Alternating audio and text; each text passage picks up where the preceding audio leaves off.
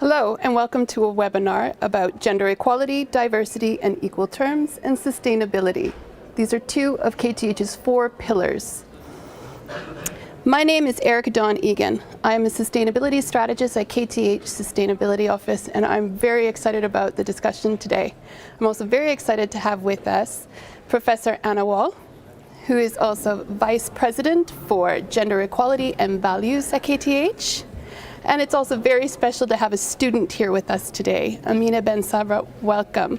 You are also the Equality Coordinator at the student organization from Malvina. Yes.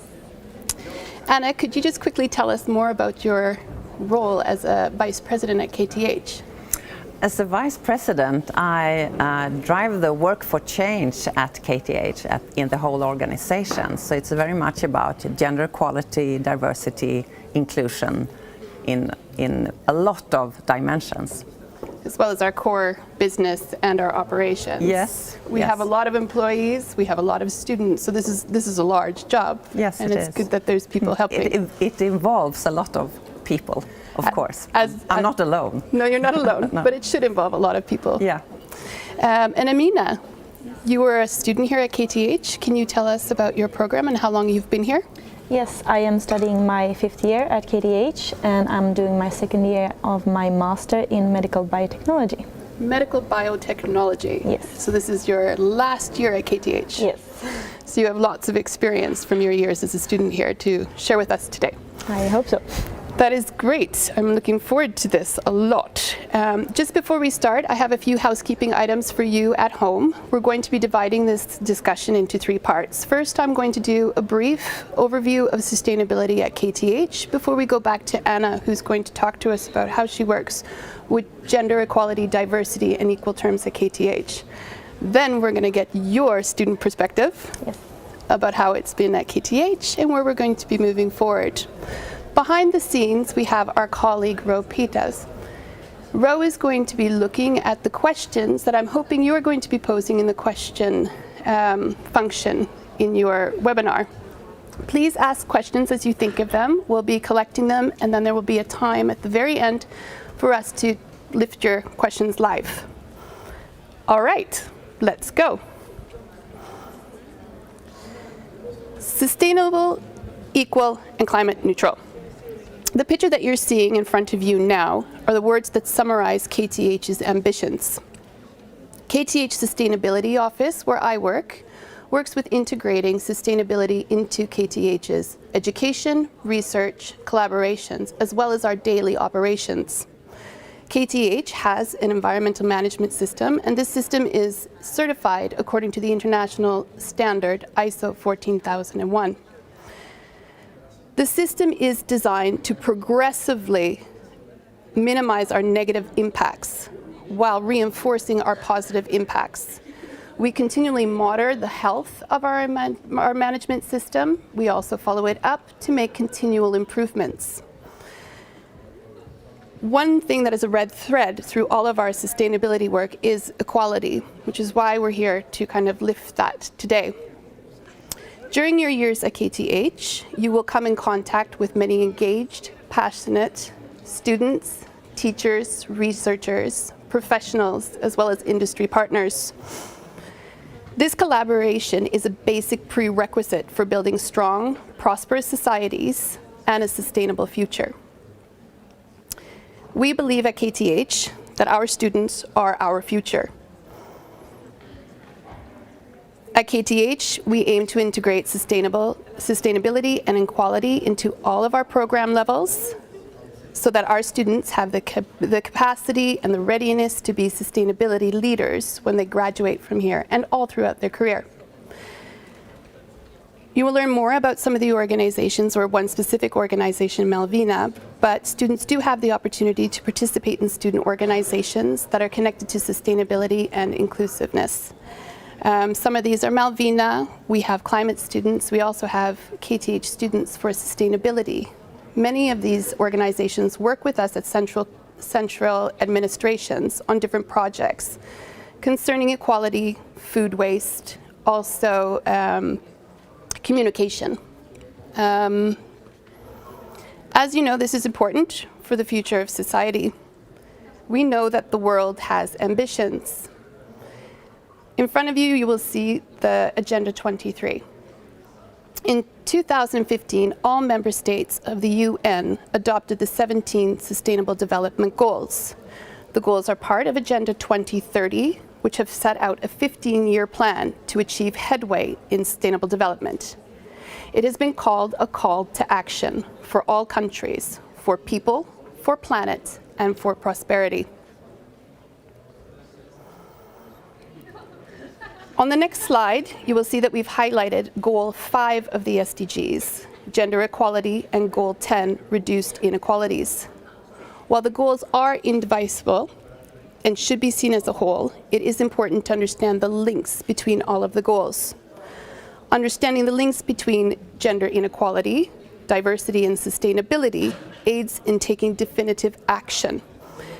In that way, we can accelerate dynamics, more positive dynamics, and promote sustainable development outcomes. Working to ensure equal opportunity and reduce inequalities, including eliminating discriminatory laws, policies, and practices, while promoting appropriate policies and actions, strengthens and supports healthy institutions, including higher education institutions such as KTH.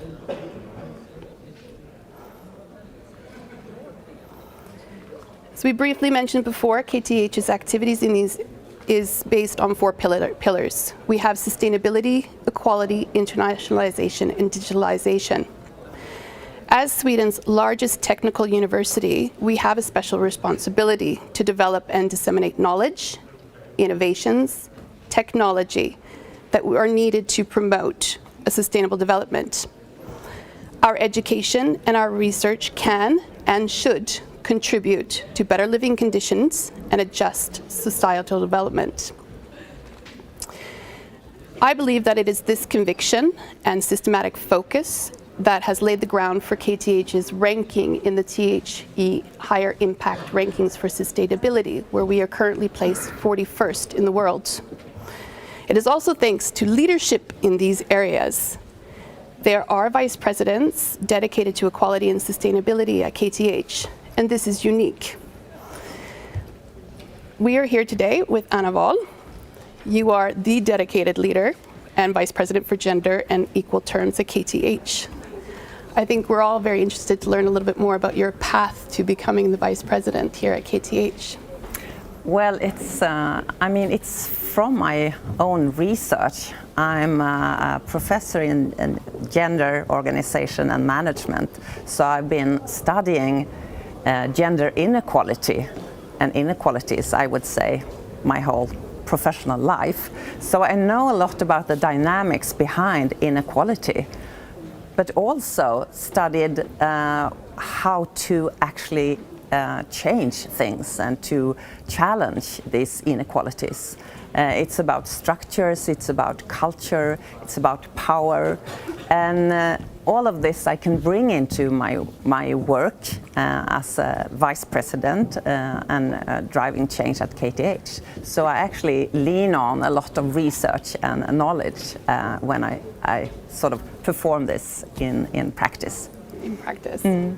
And just a note to the audience, just recently, the work that Anna has been doing along with her group at Equality Office has been nominated for a Swedish Equality Prize from Forum Jämställdhet. That's very exciting. Yeah. And well deserved. Thank you. Could you tell us more about the work that you've been nominated for here at KTH? I think it's the way that we work very broadly, and also that we have this kind of we worked a lot with the organization of the work so that we coordinate different parts of the work, working with students but also working with faculty and administration, all parts, and working with processes and very integrated with people and groups that are already in place. Mm. So I think it's the kind of methods we use that is also unusual, I guess. Mm. How long have you been vice president at KTH? 5 years. 5 years. And I have one more year to go. One more year to yeah. go. Mm-hmm. We'll be sad to see you leave, but the nomination is a credit to the hard work that you've put in and the change that you've effected so far.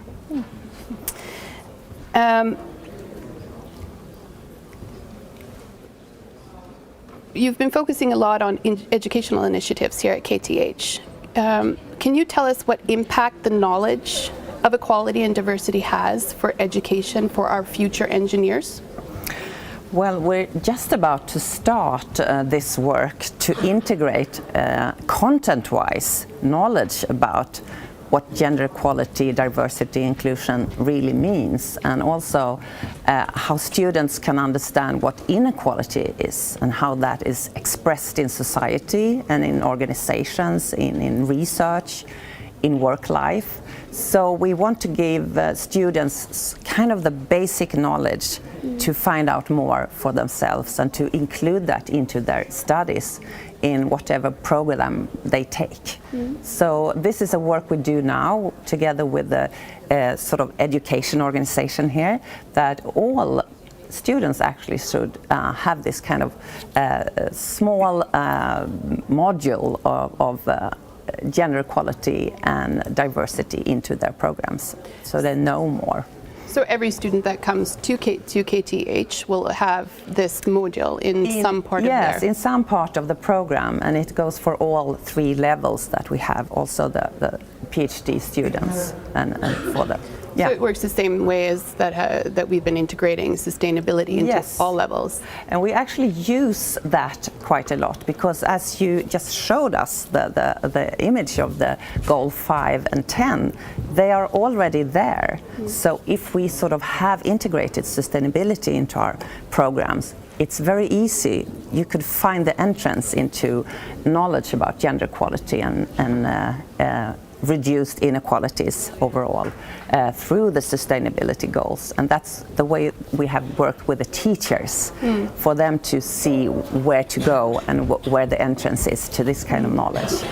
Just a question I thought of right now. Do the teachers receive some sort of support? Yes, they definitely do. We have higher education programs for teachers. We also have a lot of workshops and seminars, and also actually coach the teachers. We have produced quite a lot of materials for this. I mean, texts, introductory texts, film clips, and other things. That a web page where you can find a lot of information about gender equality and diversity. So really putting the effort into developing the skills and the knowledge of the teachers that the students will meet during their years. That's excellent. And it will be mandatory. I mean, it's not something that's optional anymore. It's something that all students should take in and learn and be examined for. Yeah. It is a very important step, and I think it's very symbolic for KTH, and I think it's very, very strong that we've taken that step. I just want to go back to the term gender equality. Do you focus solely on gender equality? What does it mean? I mean, we focus on gender equality, but we also focus on equality in relation to other dimensions of inequalities. It could be race, class, sexuality, functionality, etc. So we sort of build that into the whole concept, because gender is always important, but it's never the only thing that is important, that this is how we work. We call it an intersectional perspective of gender equality, where we sort of include other dimensions. So including all? Yes. Because everybody, according to these sustainability goals, have a right to equality education on their levels. That's excellent. Thank you, Anna. I mean, I think maybe I'd like you to jump in here. Yes. Is that okay? Yes. We're ready for it? You're here to give a student's perspective. Do you maybe have a question to Anna or myself so far? Yes, I actually have a question for Anna. You talked about including and involving students in your work. How important do you really think it is to include students, and how much can they actually affect this work of equality at KTH? I think it's super important, and we work a lot together with students, and we also include students in our workshops and seminars, etc. We have this kind of executive group, strategic group, where also a student representative is part of the work. So that's really the core of where we do our strategies for the whole university. So I really think students are super important in all ways. Yes. And we also support, when I say we, I refer to the equality office that we have, but we support students in different ways, also with training for the student organization, etc., for different groups, and also Malvina do workshops. So that's the way how we cooperate. Thank you. Yes, that was my question.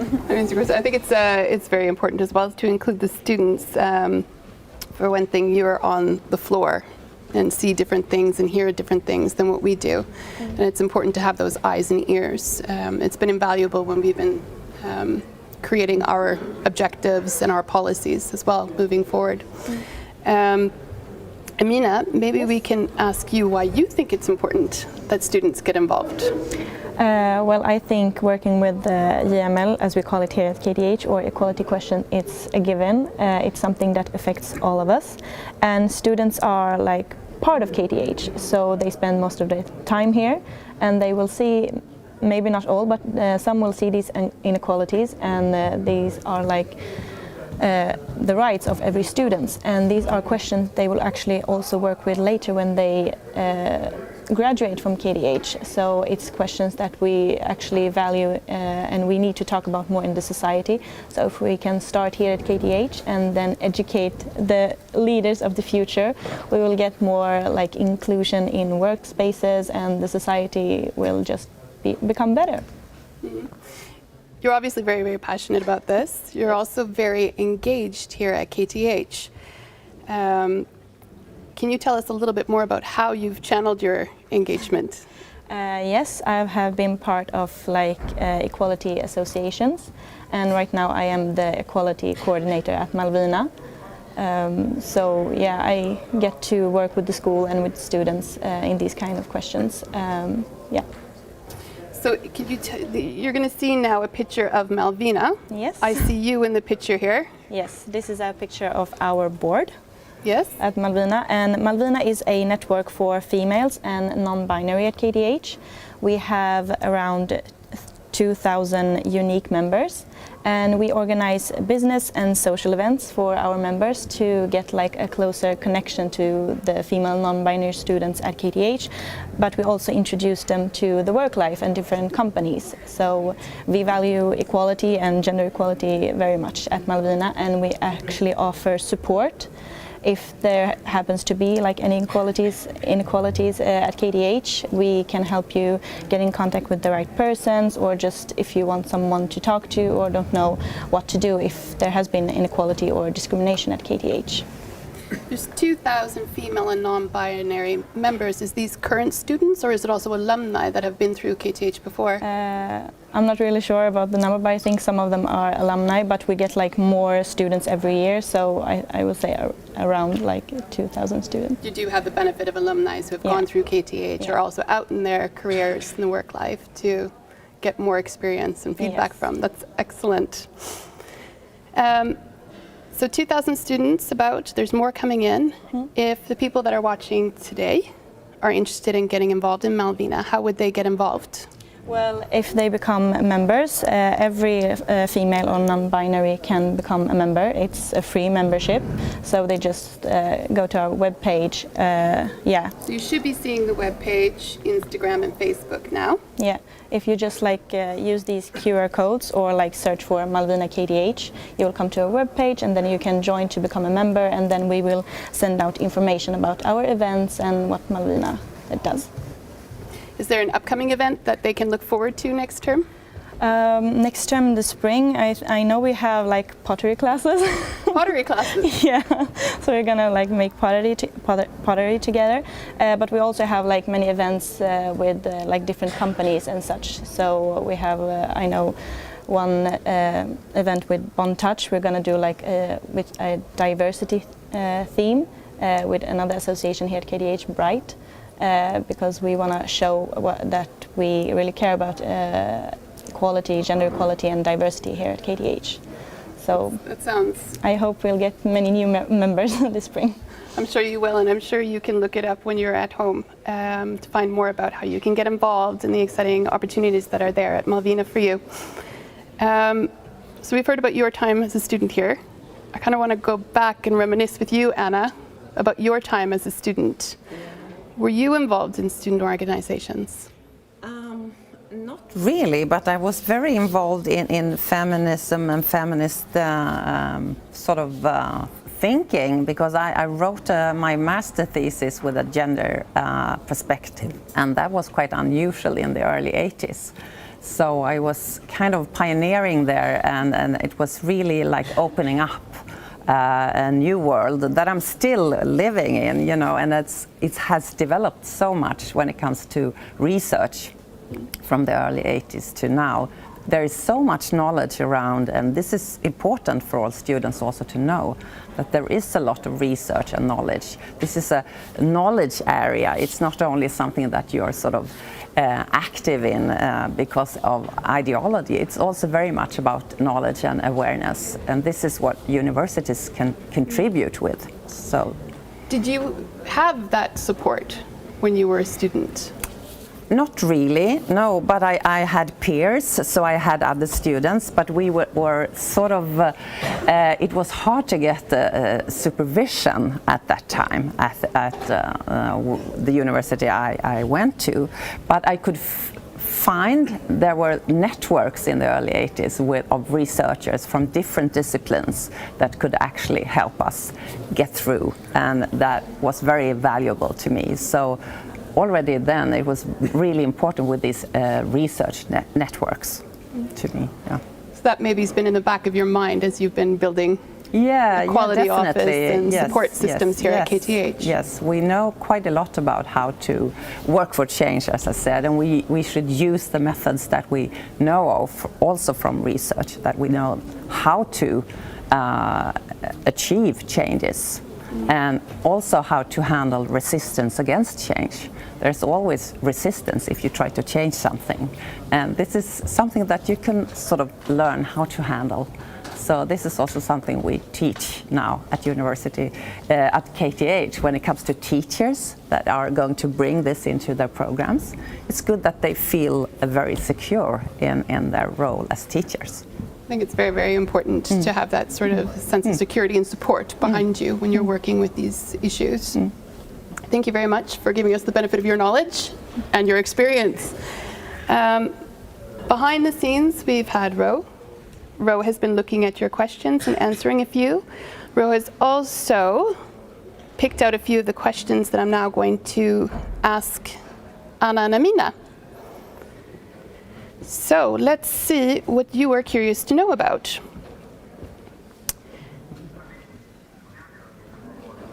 There is a question here about how the progress in your work is being monitored. And I think that's for you right now. Yeah, and are we referring to the whole work at KTH, or specifically the integration into the programs, the education? We'll take it through. We'll take the first part about the education, how you're monitoring the fulfillment through education. Well, it will be followed up in the what we call program analysis that all the teachers do, and we have also program responsible for the whole program that sort of collects this. So it will be followed up that this actually takes place and that it has been examined, but also in order for us to help teachers to maybe make improvements if there was something that didn't work out, and could we change something. So it will be an ongoing process, I think, the next few years. Following up, identifying places where you need to be a bit better, and then progressively changing. Yes. That sounds good. I think another part of this question was actually to me about how the progress of the SDGs are monitored at KTH. The environmental management system is structured so that we are continually following up and checking the health of the management system. Every year we have an internal audit as well as an external audit, where an authorized audit firm comes in and looks at our goals, looks at what we have planned for measures, and to see if we've fulfilled them. If you're curious to know more about how we work with SDGs and are meeting the SDG requirements, you can go online and find the latest SDG report for KTH. It is on our website, and you'll find the link at the end of this presentation. There is a question here about the Muslim community at KTH. Okay. We actually have an association called KTH Muslim Students. KTH Muslim students? Yes. So they organize like get-togethers and stuff, and like post on their Facebook page about like events, or like where you can find places to pray, or where you can find like halal meat here in Stockholm. So Is there places for prayer here on campus? there is a few. I think my favorite is actually at Flemingsberg campus. That's a very big room with like a nice rug and everything where you can play. There's also like Qur'ans, and I think it's like a meditation room that people use for prayer room. So it's like for not just for Muslims, it's for everyone who wanna like take a minute to just relax, or if it's another religion that wants to pray there, and Muslims also pray there. Here in the D building there's a prayer room, and like some empty rooms here and there. Not that many, but if you ask you can find them. I want more though. You want more? I want more. We will take a note of that. It's a big campus. Just to note to you at home, KTH is a large university, and we do have 5 campuses within the Stockholm region. You were talking about one out in Flemingsberg. Today we are here at KTH campus, the main campus in the middle of Stockholm. Amina, this is a question for you. Somebody would like to know if you could give a specific example of an equality program you organize for students. Equality program that I have organized. Malvina. Malvina was part of a diversity panel for a few weeks back. THS Armada was doing like a diversity panel, so KTH Equality Office was there. I was there from Malvina, someone from Bright, another association that's for diversity, and some other persons like from different parts of like Sweden to talk about like diversity in the workplace and in the school. So I was part of that and like pushed it so it got through. So well done. Thank you. Can they read more about that on your website? I think it's on YouTube, so I think if they search like THS Armada or something, they will get information about the companies that were there, and also the diversity panel. It should be online somewhere. It should be online somewhere? Yeah. That's excellent. Can international students get involved with equality at KTH, Anna, or do they need to become part of the associations first? I don't know if I'm sort of expert when it comes to the student organization, but from what I understand, that most programs have their own gender equality groups, and they have representatives that are sort of in the central gender equality group at the student organizations. So I'm sure it's open for both international and national Swedish students, the Work for Change. So, and a lot of the seminars, for instance, March 8, I've been invited several times to do workshops. We started off doing them in Swedish, but then after a while it became something that was asked for to do it in English in order to international students to be able to take part of this seminars and workshops. So we often do things in English to include international students now. I think having that opportunity to participate in English does a lot for welcoming people here to Sweden and having them definitely be able to really access all the things that we have available for them. There is a question here about what support KTH can give a student who has been harassed during their studies or at some place outside of the university. I mean, there is an organization for if you want to report an incident, then that you know what person you should contact. So there is this kind of organization for this, depending on what program you're in, etc. So there are people that would take the report and to investigate what happened, etc. So, but I mean, it's also important to work for proactively so these things do not happen. So we also work a lot with the student environment in terms of not having this kind of harassing or sexual harassing behaviors or exclusive behaviors or in other ways discriminatory behaviors. So we work with on both sides, the reporting and finding out what happened, a certain incident, but also work proactively. So I guess that, and you can help me here, I mean, with all new students, they at the reception at KTH, they get this kind of crash course in gender equality and diversity, but also including knowing that sexual harassment is not okay and where to report and that what you should expect from the student environment. And that is very, very important from day one, that everyone are sort of informed of this is not okay. Also, when you get accepted to KTH, you have to agree of the KTH code of conduct, which says you have to respect everyone at KTH. So that way you know what's tolerated and not tolerated here.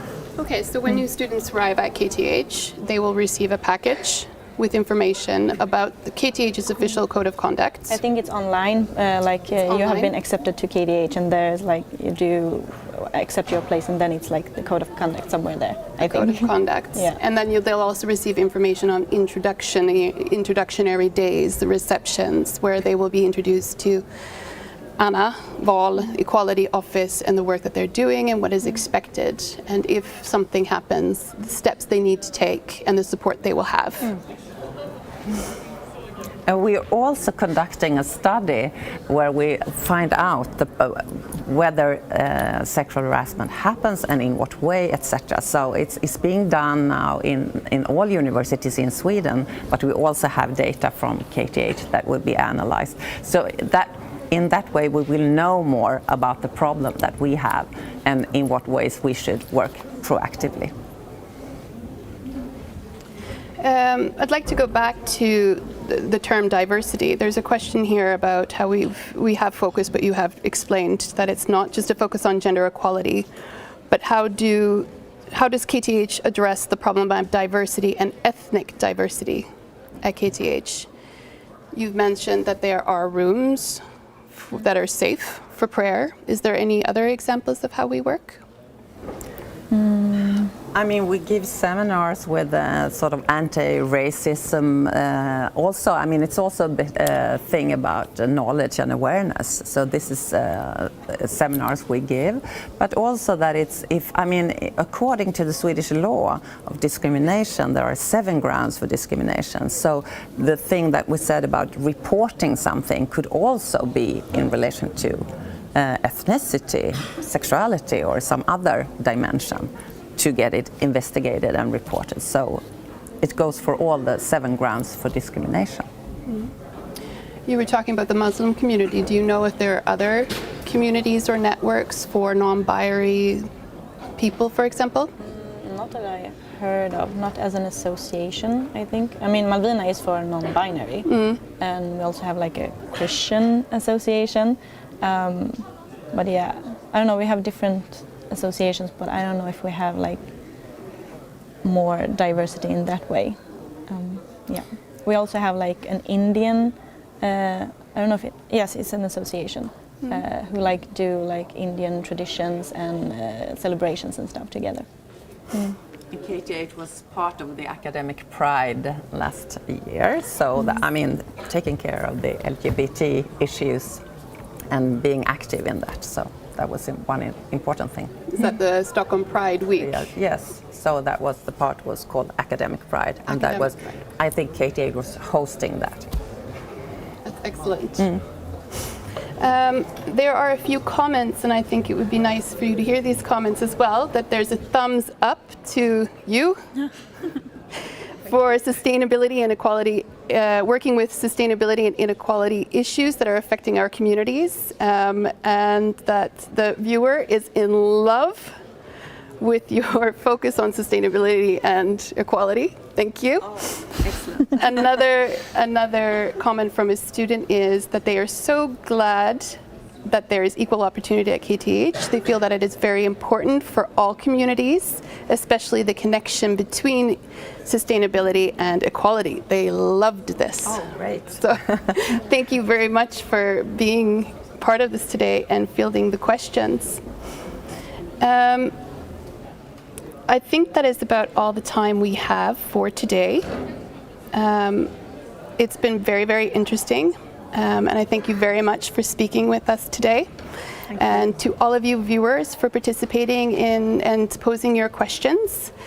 I'd also like to thank Caroline Mosen and Jairam and Ro Pietas, who have been behind the scenes supporting us today. I'd like to point out that the time to deliver substantial sustainable transformation is closing in on us. Sustainability is urgent and universal concern, and gender equality, diversity, and equal terms is a necessity for building strong, healthy, and prosperous societies. I want to thank you for being here today, and I want you to remember that if you have an ambition to work with sustainability and equality at KTH, you are welcome here, and we will do everything we can to support you. Thank you very much, and take care of each other.